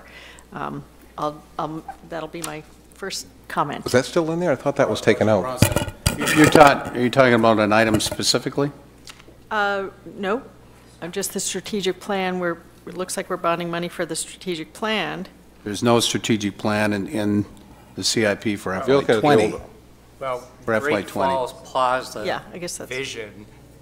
That's in there. Yeah. Yes, and I think that is a term. Right. That I understand didn't come out of kind of your thinking with respect to strategic plan. And Great Falls. Yeah, it's not really my thinking, it's a reflection of the discussions that have taken place with the strategic planning process. That's Right. our Yeah. difficulty. But I I'm think, sorry, until we- can we clarify, that was money for the ADAPT plan that was ratified years ago, correct? Part of this was the ADAPT plan. They were talking about it strategic planning as something that wasn't done in the ADAPT plan, which was ratified. Yeah, it goes back to the ADAPT plan. It's just not clear. We'll talk when- about it during the budget process. Okay. When the It's departments just not go. clear even in the explanation, in the detailed plan. I can't tell what we're talking about. Right. And it does go back to the ADAPT plan, and the individual who is really interested in trying to do something with, trying to develop Great Falls Plaza is showing a renewed interest in trying to do something with the city. So we'll talk about that. So maybe getting a clarification, what is meant by Great Falls Plaza? Is it Festival Park? Does it include on the other side of Court Street? It is the other side of Court Street. It is the Great Falls Plaza, which goes back to the ADAPT plan that we just talked about. And the individual who really owns a lot of the property over there is interested in doing something with the city. Then we need some specifics, and we'll look forward to that evening when What you'll hopefully- be getting, yeah. I think we're going to put a lot Yeah. on our economic development director that night, because I think Yes. I've raised the questions on most of those items that are under bonding. Well, in fairness to Michael, I mean, I think that I'll be with him that evening talking about that, and it's an opportunity for the city. When we do a budget, we have to not just be thinking about today, but thinking about tomorrow and the future. And this is one of those items that looks ahead to the future and what we can get in terms of return on investment in the community. So I look forward to the discussion. Any other questions, or? I had one other question on the CIP. I'm sorry. I have to apologize. Councilor Gary is Oh, next. sorry, go ahead. Okay, but that kind of, I have to get back to Councilor Gary. Thank you, Mr. Mayor. Yes, I'm on it like a doggy with a bone. This, oh yeah, I'm in the rare one tonight. On this strategic plan, I know the good manager was saying that it's a philosophical thing. Is there a page that says strategic plan and all the lists of things that are on it that equaled out to his 500,000, because that ain't happening when I saw 500,000. I would like to see that whole list. In regards to the development, it's the developer over in Platt's Field. I mean, that's the name of over there that we've called it for the last 10 plus years. And I guess from what I understand, the developer is renewing an interest in starting to do something. I don't know the details. In regards to the ADAPT plan was done a long time ago. We've not sat down as a council and really discussed it. As the years have gone by since the ADAPT plan was instituted, we've done other sorts of plans, and we haven't figured out which one of the plans, whether it was the ADAPT plan or even now the form-based code, are we actually, as I've been accused of before, cherry picking, only using something when it's to our advantage. In other words, saying, oh, we're going to follow a ADAPT plan because we want to do this, or are we going to stick to form-based code because that's what we all voted on and what we've been doing? I mean, I think we've got so many different plans out there, then let's sit down and figure out what we're going to do, because part of the ADAPT plan was to open up the riverfront over here and leave it so that people could go and see the view of the river and all the different details of all the artwork of the mills and stuff, the canals. But we've, as a council, decided that we were going to build buildings. So that kind of messes up what the ADAPT plan initially done. I mean, we got to figure out, so the next council, or the next council will have to figure out for the future where we're going, what we're going to do, and how we're going to get there. Instead of starting one direction, get something going, to turn around and run to do something else. We got to be consistent. I mean, we haven't even finished working on the passenger intermodal facility, into stuff that we had talked of 10 years ago. And there's systematically things happening. I mean, I just heard about a hotel potentially coming over by the airport, which is over where the passenger intermodal facility scheme of things is going to be. So I mean, there's so many things that we should be settling, and we're not. Cap? And one thing, Mr. Mayor, on that too, is I like the idea of having us have that discussion the year before it goes into CIP, if there's any changes in what the original plan was, because there may be in this, with new information coming up, I'm not sure. And I'd feel better knowing about that too. But my question I had real quick, and maybe you can answer it, I noticed in the CIP for our fire department, originally there was a fire truck for $650. That's gone, been replaced with $200,000, but our packet doesn't give us any explanation that's close to $200,000. So if we could get an explanation of what the $200,000 as opposed to the $650 would be. Because $650 is the whole fire truck, but that's gone. Now it's been replaced with $200,000, which doesn't anywhere come close that up to the rest of their CIP requests. I saw more than just 200,000. He puts like 450 the following year. We're going to split it up? Correct. That's right. What are you talking about? You mean talking about part of the fire truck and then buy it when we get enough money, or? Setting money aside in order to be able to purchase a fire truck. And that doesn't make sense, does it, really? Well, it will make sense. I think, again, give the fire chief an opportunity and for me an opportunity to be able to talk about that at that time. We are, what we're looking at is we're trying to be very thoughtful in terms of what we're doing. The comments that Councilor Gary was making, we are trying to be very thoughtful in terms of what we're doing. Some ideas are percolating to the surface as a result of the strategic planning process and other discussions, which I think is what the council hoped would happen, and the strategic plan will not be done until June. A couple of the ideas that have surfaced are ideas that will be discussed during the budget process, and we'll talk about them, and you can decide what direction you want to go in. But we are trying to be thoughtful, and we're trying to be forward-looking in terms of what we're doing and not take any steps backwards. but we'll provide the information. Well, it'd be interesting, yeah, that's important, because like I said, one of the issues with the CIP, once we voted for the CIP and we voted for it in its entirety, then it's out of our control from that point forward. I mean, it's all been voted on, and now staff can do what the CIP calls for. So we just need to understand what's in it, where it's going for, because that's our only bite at the apple. I would like to get, if I could, on that same note, though, I keep thinking about it, and maybe a specific topic that the chief could explain when he comes up for his presentation is splitting the cost of the fire truck out in over 2 years. When do we take delivery? And the only thing I can think of right now is I wouldn't borrow money for a down payment on a truck, because then I'd be, or anything, because I'd be paying interest before delivery, before utilization. That would be presumptuous, because that's committing to buying something that we have no choice now to buy. I would much rather either see it on this CIP or see it on a fall or the next year's CIP in its entirety versus in split down. But I understand where you come from in general of kind of being gentler on the taxpayer, but there is some times where I think that when we're looking at a capital improvement, you buy it or you don't until you can't afford it. That makes sense? So I'd like to, again, maybe have those answers, or that question answered specifically. And it might be the greatest idea out there, and I just can't see it, and nor can Councilor Titus. So it'd be good to have that explained. Are there any other questions regarding the CIP or the operations budget? You know, just general thoughts to get out there. Councilor Hayes? Well, CIP, you know, we received the school CIP program. We didn't really talk about it. It was 1.7 million, but we're looking at 700,000 being put forward. And I guess that's where I'm having some difficulty, considering some of the other areas that we're bonding that might be good.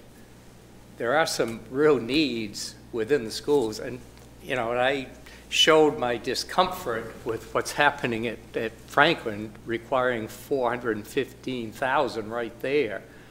But if we look at some of the other needs within the schools, you know, cutting to, you know, 700,000 severe with respect to some of the fixtures and so forth needed in some of our classrooms. Well, Mr. Manager, is it something that, let me ask a question.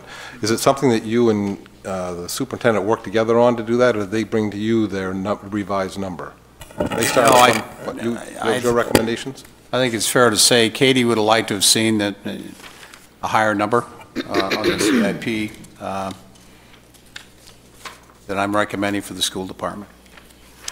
It goes back to what you talked about earlier in terms of the 911 impact on the CIP and the fact that there are limitations in terms of what we're doing, and there are decisions need to be made in terms of what we're doing today and how much do we try to plan for the future in terms of what we're doing as a CIP.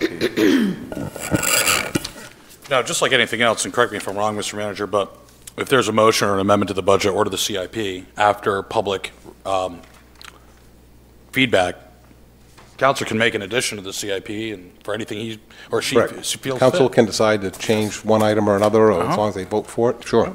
At the public, I think it's the time with the first reading or something, when we bring it up for the first time to pass it, yeah. Right.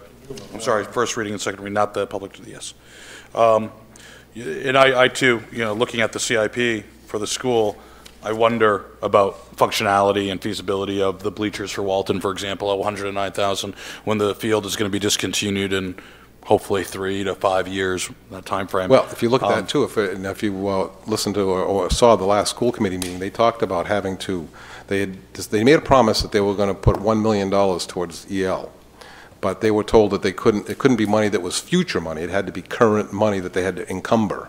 So they actually had to put off a project, a $450,000 project, and encumber that money this year for the referendum question. So the 700,000 they're getting really isn't 700,000 right now, because they can use it later, but the whole idea is that they had to have that full $1 million encumbered and ready to go before the referendum question. So that kind of put them in a spot there too. Okay, so if that's the case, and I believe they were talking about the millwork at Auburn Middle School, which is currently in the CIP. Yeah, they took it out though. Well, we don't know that. Yeah, they did with it. Yeah, there's a new copy. Yeah, They had to do a lot of cutting. And the other thing I would worry about too is look through those things that were building maintenance and repairs that needed to be done in any building, because I don't want the new EL to make us make the rest of them fall down because we can't afford to keep them. So, you know, it may be worth us taking a look again at some of the stuff that was taken out, only because, and I know they made the promise of the $1 million, but it kind of hurt them in the CIP this year because they've got to encumber this year's money. We can't tell them what to take out. I don't know why we want to tell them Well, what the city to manager put was back willing to in. make that representation to take them out. I would let them do what they want to do, and I would take care of working on our stuff going forward. The CIP, 2 weeks ago, I believe it was, the manager gave us the presentation and said, if you've got questions, want answers, need something, please write something to him. Here we are tonight, you know, running over him with all these questions when maybe you should have taken time and sent some to him, and he could have answered some of these questions. It's you know, after a while you get beat enough on the head, you feel like you're in a hole like a woodchuck belongs or something. Yeah, but we have to have those conversations. Let's write some things down that you've got concerns about, and give them a chance to be able to at least answer them, or think about them at least. Well, that's what this workshop's all about, is questions and getting answers, publicly. I like the idea of going to what our little piece of paper says. We were supposed to be here working on this budget, or at least thinking about it. He presented it tonight. If you've got questions, let's go there. I think the CIP isn't for almost a month away, that he has to have answers or needs to vote on it. So let's do either the budget or the CIP, but let's not jump all over the place. I'm in the school 1 minute, I'm in the CIP next. I sent my questions to him, and I sent my thoughts to him. I think you should do the same thing. He asked for that. At least give him that credit. So you don't think we should have this discussion? Not under CIP. You got all kinds of time. Okay, thoughts? So following Mr. Walker's lead, are we back to the municipal budget? Maybe walk through page by page and just see if there's some immediate things that jump out in each department that should be taken down as a question or a concern or a point of interest, and want more information as a feedback? Yes, I agree. Let's do it. I will, well, hold on. If you do that, we'll be here till 11. Now, I will say that going through each line item by line item before departments give their presentations probably isn't the most effective use, because at that point you will be drilling down to each line item of the budget presentation by budget department heads or by department heads. I said concerns that what we have for thoughts. Well, thoughts, and that's what we're here. If you guys, we're not going to go through it and turn the page line item by line item tonight, but I take it you've had the budget books now for several days, and if you're like me, made a bunch of notes, some of which I'm going to reserve for email, and some of which I've already sent out. Some of which I need clarification publicly. That's what it's there for. So if you all have any questions about the operating budget based upon your research so far, please ask. And if we don't have an answer will be forthcoming during the presentation. Just to keep it organized, Mr. Mayor, could we just go to a tab and turn the tab and see if there's any? I'm not going to go, I'm sorry, because we're not going to do that. So if anybody, council, this is your time. If you have additional questions on the operating budget, please ask. I would if like you'd like. I'd like to throw one out. I've looked at the recreation budget, the new format that he has and everything. I'd like to know a little bit more about the top-heavy part of it. I think it's too expensive, and I think too much is coming out of the Norway Savings Bank to fund them positions. So that's my questions. It's a lot of money. It's too top-heavy. I think we need to do some cutting in that department. Then I have a question about the police department. I did see they have a new car in the garage downstairs. I'm wondering, is that the last new car they're going to get at the end of this year? And if it isn't, I know the manager said he would recommend 4. I'd like to recommend 3, but if that's the last one and they don't have any more money to bring in a second new car this year, then I probably would pause on that. But I'd like to at least ask the question, have they spent all their money? Is that their last new car coming in? Anybody else? I just want to agree with Councilor Walker about the recreation budget, and that I hope they take a really close look at it before they present it to us. I know that we'll be able to ask them specific questions, but here's a little heads up. Any other comments? And I'm glad we're getting to this point, because it's a great time for staff and the city manager to take notes and department heads to understand where we're coming from and what some of our thought is. So, any other specific questions that you might have? I'll ditto Councilors Lasagna and Walker in terms of the recreation budget being high, top heavy. Okay. Comments? Councilor Gary. Thank you, Mr. Mayor. I would like a copy of our city councilor's budget, what we spent to date and what it was on. Detail, you mean? Yes. I figure it's our budget, so we have the right to request that information. Is that part of the program, Mr. Manager? Explaining? Okay. It is in the budget booklet. Oh, that's right. Not the detail of what's been spent to date per Councilor Gary's recommendation or request. I would like to find out what was spent, not just an item that says like water, whatever that account is, that we spent X number of dollars, or if we've attended different chamber events or different things. I'd like to have a breakdown to know what is spent to date on all the different categories. The city council budget. Council and mayor. Council and mayor is Council one and mayor there. is one. Yeah. Yes. Okay. There's some more questions on here. Councilor Zani, did you have a follow-up on that? Was your hand up, or is Councilor Hayes? I'm sorry. Hayes? Just on economic and development, just a question on wetland mitigation with respect to New Auburn Village revitalization. It's mentioned as a goal.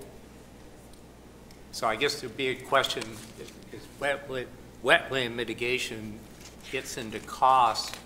So I guess just a question, it's not a budget item necessarily, but it's put down as a goal information.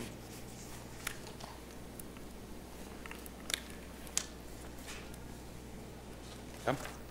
Is there anything, I'm sorry, anything else, Councilor Hayes?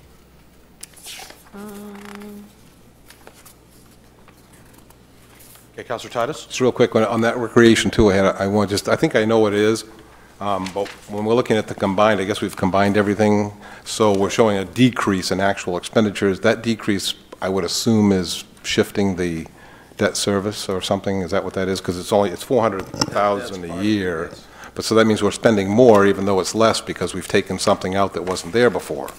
So that makes it a little uncomfortable to see where we have to put something back in to take it out to know what the actual increase in spending is in that department. So that's something I'll be asking when the time comes. Mr. Mayor? I'm sorry. Councilor Fournier? Thank you. I have one question about in the city manager's section, page 1, and the funds for legal services for the city. Is that consistent with what's been asked for every single year, or? It's actually less. Less? Less, yeah, it's been dropping. Less. I know what Nice. we went through as commissioner, we spent a lot of money. It's actually less. No, I think we're doing very well there. Yes. You'll hear about it. Okay, thank you. Councilor Zani, back to you. I'm sorry we're jumping around so much, but No, here in the New Auburn Village Center Plan, there's talk about the bell tower, $200,000 minus brick sales. We're asking them to do fundraising for this. Do we have any? I'm just looking. About 4 bricks. Who else bought bricks? There have been some I got bricks 4. that have been purchased, but there is funds that have been put into the budget to cover the cost of that. So is the bell tower $200,000 to construct the bell tower? I think that's the estimate. Is that right, Michael? Yeah, the bell tower and the base, well, that's what was holding up the project, is we haven't had a design for the base because the bell tower, we didn't commit to buy it yet, and the designer wouldn't give us those specifications. And there has been a renewed interest of the committee they're going to be meeting right off to enhance the fundraising for that tower too. I just seen those emails circulated today. But when we talk about $200,000, is that If nobody raises another dollar, is that our assumption that that will be? We placed that in the budget. So it would be all, sort of like the school department of the high school. Yeah. So we budgeted for it, fundraising would go to offset that cost. Yes, I just don't know before we have time to commit the budget, how much is going to be raised. We can adjust it at that time. Just seems like a lot of money. Yeah, and I hope this council has a chance to look at that and vote. As we vote for the budget, remember, we're voting in favor of funding the bell tower, which that wasn't the original intent when it started, was to fundraise for it, but now we are now going to pay for it minus any fundraising. So keep that in mind. It's also a good history to go in there, because I remember the bell tower was actually planned for that park for quite some time, before this council's term, actually. And it was about how is it going to be, the money allocated and so forth, and timing. So I think it's a good history lesson. I think Councilor Walker, and probably members of the Bell Committee, I mean, Mr. Pelletier is in the background right now, I think they'd have some great legacy knowledge on that to bring us up to speed on that history too. Thank you, that would be helpful to know. Bell tower conversation. Maybe you'll have that before May-ish or after May? We'll be able to report on it when we about the economic development. Okay, very good, thank you. Any other questions for the manager at this point? Councilor Hiss? Just a definition, I see ICMA, what's that stand for? International City County Management Association. Councilor Walker, you had your hand up.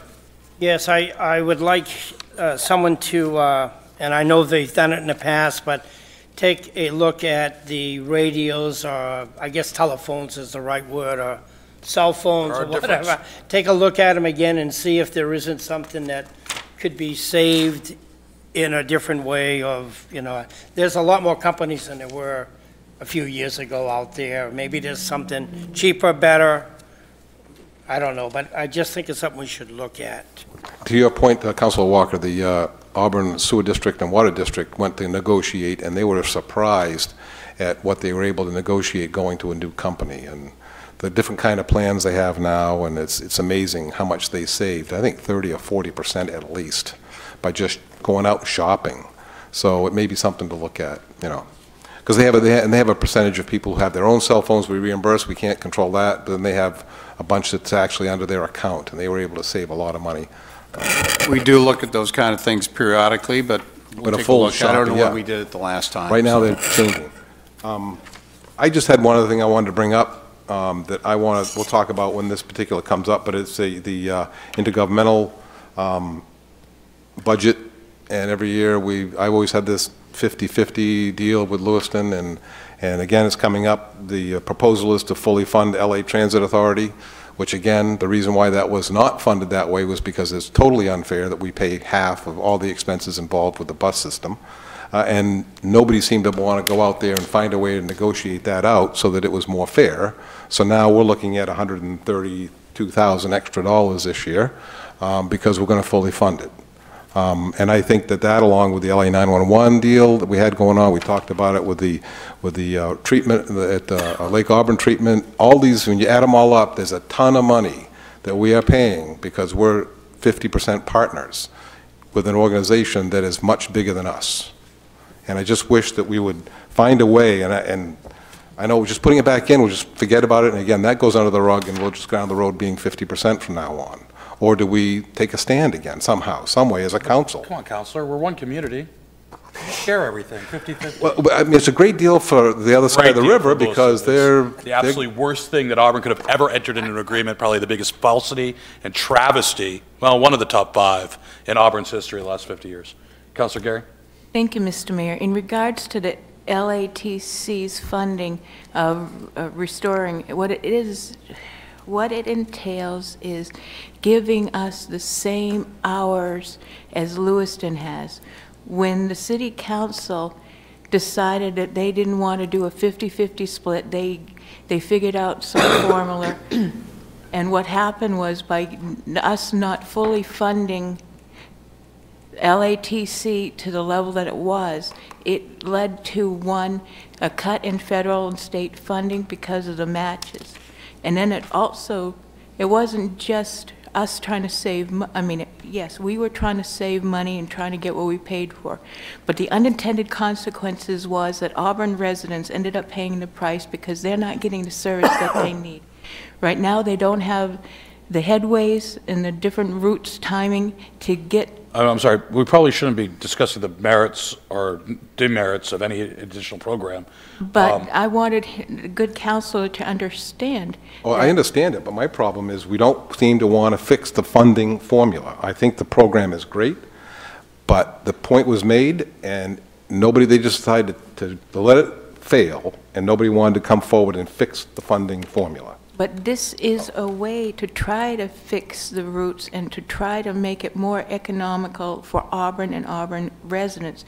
The good city manager in the last budget, when I fought to get $50,000 extra when we were trying to fund Museum LA, he said that in this next budget he would work on funding this to at least give us the same type of headway hours and the same type of route coverage.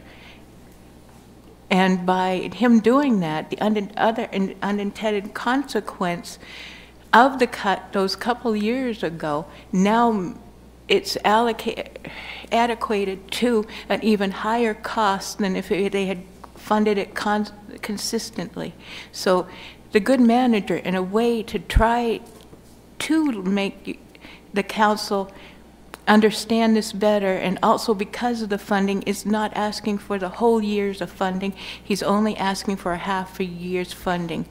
And I've talked to city departments that could, or the school department, the students could use, if our service was dependable. Councilor, we're not, there's another time later in the next month and a half to discuss this.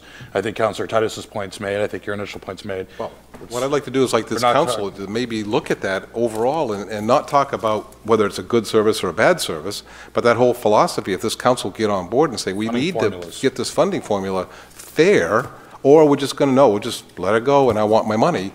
Can't we find a way to fix this? LA 911 down the road, we're paying $1.1 million a year. That's half of LA 911. There are 4 things we're paying half for. 911, we're doing the water, we're doing the transportation. What's the other one? I forgot. Well, airport is, again, but I wouldn't mind even if they found out that Auburn was using the airport more, that we paid more than Lewiston did of our share, if it can be shown that we are using more of the airport than they are.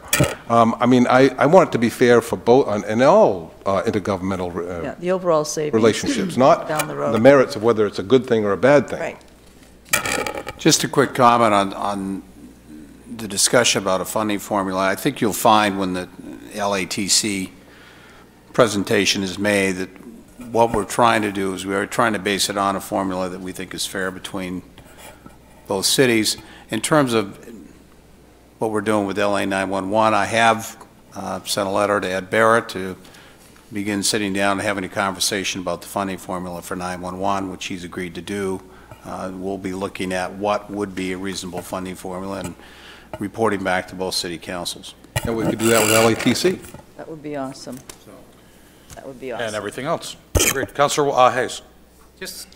And I guess I should look at the monthly finance reports, but I think going into the CIP as well as into the budget itself, another review of TIFs, what monies we have, how they've been applied, and we're applying some to CIP items. Our economic development staff is largely, between CDBG and TIF, almost half salary is covered through TIFs. But I guess just a question of, again, going back to CIP and bonding, are there some of those items that might be better considered towards economic development that might fall under, TIF funding as opposed to bonding? But again, it comes down to a question of how much money do we actually have, too? Oh, and to piggyback on that, if we could just get a report of unused bond funds at all. Unallocated bonds. We get that every year as well. I think I saw it somewhere, but just got an email basically summarizing the last 2 fiscal years. Yeah, I'm not sure if that's a comprehensive, just an idea of what's out there that, And and this probably does exist, just to add on to Councilor Hayes' request on TIF, probably wrapping in CEA, credit enhancement agreements, what's out there when they're expiring. If they're expiring in tandem with TIFs. Council action, when that happens, we haven't had, I believe, any requests for a renewal of a CEA during this council. Not to my knowledge. So, yeah. There is a process for that, of course, and it's probably coming up, just laws of probability. So I'd like to know a little bit more of that, if we're going to have that conversation. So, okay, we're going to try to wrap it up here in the next couple of minutes, but. This is a small one. I just want to make sure that Rachel DeGrozier knows that we really want an accounting of how the funds were spent, just so she doesn't come in here and last year. Yeah. feel that it was. As a piggyback to that, weren't we told that we would have membership, the city? We asked, respectfully asked. That hasn't happened. Okay. Does Lewiston have representation for their not that I know of, no. funds that they gave? Okay. Not from the city council, but they do have community members. Yes, and we have community members from Auburn too, but not a council designated rep like any other quasi. Because of donations made. Okay. And I have communicated to Rachel that the council is interested in getting a report. I just don't want her to feel attacked when not being prepared. She may feel attacked, but she'll know what's happening. So I know Rachel. I don't think she'll give her right back. Okay, so. And go visit the shoe exhibit. It's very good. Councilor Yeah, it is Walker? good. Yeah, I also was looking through some of this and the traveling, the mileage, and using personal cars. We have ourselves quite a few cars out here, and I think we could do a better job on letting someone use a car to go out of the town if they have to, or to run around within the city. Because we have 4 or 5 cars that are in the garage all the time, and when you look, sometimes 2's gone, sometimes 3, but there's always a 4th one sitting there somewhere. I think we could do a better job on tightening up the traveling and the mileage that we're paying people here. On that, this goes towards the mayor council budget. Can elected officials be certified to drive a city car? Yes or no? If no or yes, I guess both. Does it make better sense to use a municipal car or a personal automobile with gas reimbursement? I haven't reimbursed anybody for gas mileage this year, and my wife just gently reminded me I put 8,000 miles on my car since I became mayor. Wow. I would say the latter. Would be cheaper to let them use a company car as opposed to paying 55 cents a mile, I would think, but. My experience has been that if it's city business, what has happened in the past when elected officials want to travel somewhere, they get reimbursed for the mileage. Right. And then one other last 50,000 mile look. Yeah. I would like to have this council think about asking city manager to put that 200,000 in, even though it's projected from the state. We're already putting 200, so why don't we just put the whole 400 in? And, if we're going to lose it, well, then may have to make an emergency whatever, but I really think we should plan on putting that whole 400,000. Well, the school put their whole 1.5 in. Yeah, and I don't think that, before you get that's it. right. School will probably get. Well, so with that, I'd like to just kind of wrap some of this up. And first of all, kind of a free-flowing conversation. I think it took us a little bit to get used to. Yeah. But once we got used to it, I think it was flowing and working. Hopefully it was beneficial utilization of time. That was the intent. well, Mr. Mayor, I want to thank you for that, and I know that it's frustrating because we went in different tangents, but I think these kind of discussions, before we get into the real nuts and bolts, department by department, is so important so we get an idea of our philosophy, what we feel.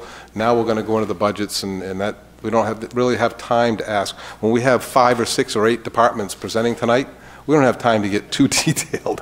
But if we can have general workshops, just allow us to talk about everything that's on our mind, at least we don't worry about doing that during a very intense schedule in one of the upcoming budgets meetings. We probably also hit on the top ones as well, like the top concerns on our minds, what I'm hearing were like right out there. So at least we know those are the bigger items, those are the higher concerns. I agree. I think this was a really good exercise. It did take us a while to get there. I think starting with the school budget was a little bit tough. And thank you for guiding the process. I will say that in this parting thought as we adjourn for the evening, we have a battle on multiple fronts. We have to make sure that we're a very competitive city, not just with our own residents, We worry about our residents fleeing due to high taxes or poor services or poor education, but we also have to look at what our perception is in the outside. Whether or not perception is right or wrong, perception is reality.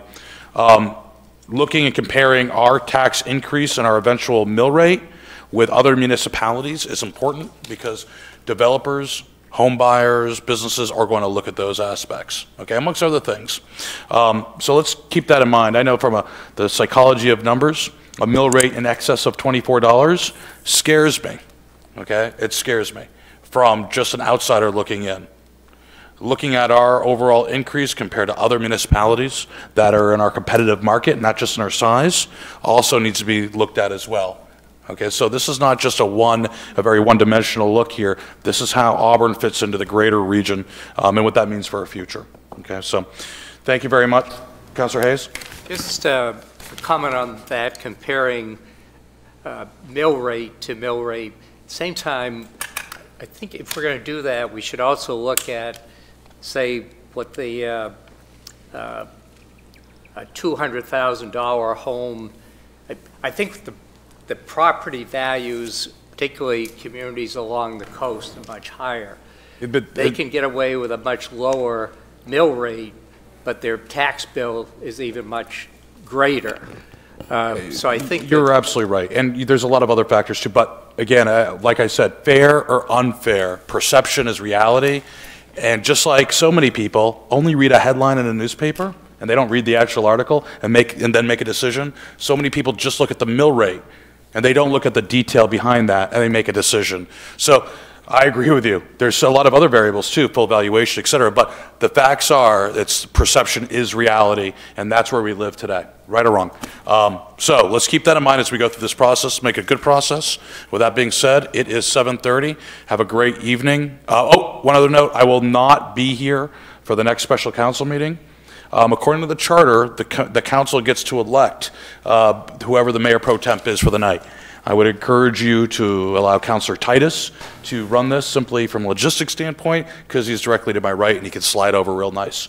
But that's going to be your decision. That will be an agenda item on your meeting next Tuesday, okay, which is some date, the 16th. There we go, April. Yeah, one point you need to make on that is it needs to be on the calendar as a special meeting because our normal regular meeting would be the following Monday, which we already have.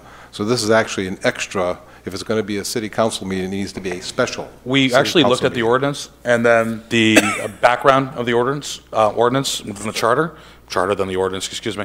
As long as it was publicly announced, and Ms. Clerk, if you could correct me, as long as it was publicly announced, which it was in the last meeting, it is authorized. Well, it's authorized, but I'm just saying. It doesn't need to be a special. Really? Yeah. I had the same question. Because we had that where we changed that. Whenever a meeting gets flipped because of a holiday, it falls on the following Monday. So it isn't a regular meeting, which we have twice a month.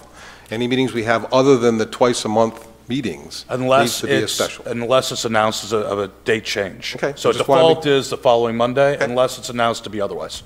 As long as somebody's looked into it, I just want to make sure we have a legal meeting. We don't want to be in a tither, you know. We do a tither. If you say that word one more time, adjourned. Thanks all. Have a great night. If you're planning on going to the wellness